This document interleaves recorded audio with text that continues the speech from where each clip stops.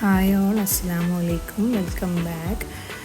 ഇന്ന് ഞാൻ വന്നിട്ടുള്ളത് ഒരു വെള്ളപ്പത്തിൻ്റെ റെസിപ്പി ആയിട്ടാണ് കേട്ടോ. അപ്പോൾ ഇഷ്ടപ്പെട്ടാൽ എല്ലാവരും സബ്സ്ക്രൈബ് ചെയ്യുക, ഷെയർ ചെയ്യുക, ലൈക്ക് ചെയ്യുക, വീഡിയോ മുഴുവനായി ചെന്ന് കാണാം.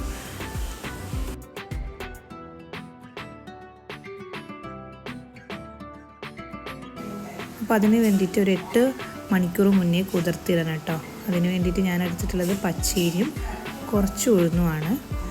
അങ്ങനെ 8 മണിക്കൂറിന് ശേഷം നന്നായിട്ട് കഴുകിയിട്ട് ഞാനത് മിക്സിയുടെ ജാറിലിട്ട് അടിക്കുകയാണ്. അതിൻ്റെ കൂടെ തന്നെ ഒരു പിടി തേങ്ങയും പിന്നെ അതുപോലെ തന്നെ കുറച്ച് ചോറും ഒരു നമ്മുടെ കയ്യിൽ കൊള്ളുന്നത്ര ഒരു കൈപ്പിടി അത്ര ചോറും ഇടാം. എന്നിട്ട് നന്നായിട്ട് അടിച്ചെടുക്കാം. നല്ല പേസ്റ്റ് പോലെ അടിയരുത്, കുറച്ച് തരി വേണം കേട്ടോ. അങ്ങനെ അടിച്ചെടുക്കാം. അങ്ങനെ ഞാൻ അടിച്ചെടുത്തിട്ട് ഒരു പാത്രത്തിലേക്ക് മാറ്റാണ്. അതിനുശേഷം കുറച്ച് വെള്ളം കൂടി ഒന്ന് ഒഴിച്ചു കൊടുക്കാം. എന്നിട്ട് മൂടി വെക്കാം. അങ്ങനെ അതിനുശേഷം പിറ്റേന്ന് രാവിലെ ആണ് കേട്ടോ. പിന്നെ അതെടുത്ത് നോക്കാം, അതുവരെ മൂടി വെക്കാം. ബേക്കിംഗ് സോഡയോ ഈസ്റ്റോ ഒന്നും ചേർക്കേണ്ട. രാവിലത്തേക്ക് നന്നായിട്ട് ഇങ്ങനെ പൊങ്ങി വന്നോളൂ കേട്ടോ. അങ്ങനെ പിറ്റേന്ന് രാവിലെ എടുത്ത് നോക്കിയപ്പോൾ നല്ല റെഡിയായി വന്നിട്ടുണ്ട്.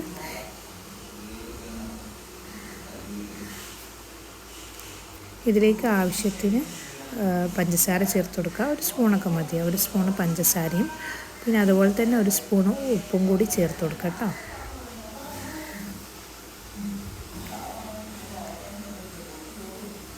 നല്ല ടേസ്റ്റാണ്. ബേക്കിംഗ് സോഡയോ ഈസ്റ്റോ ഒന്നും തന്നെ ചേർക്കേണ്ട. നല്ല ടേസ്റ്റായിട്ട് തന്നെ വന്നോളും.